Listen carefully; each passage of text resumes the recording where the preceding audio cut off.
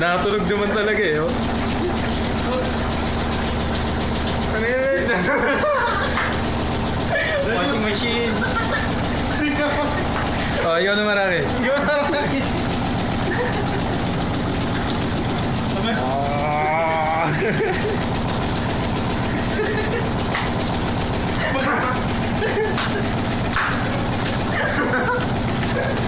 Tangilan tayo magko-comment ka doon yung washing machine, friend.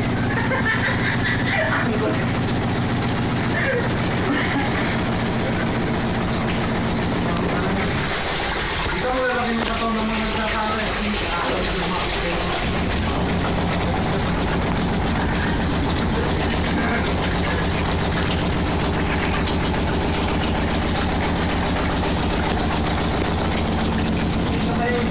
Dami magkano sa'yo, friend.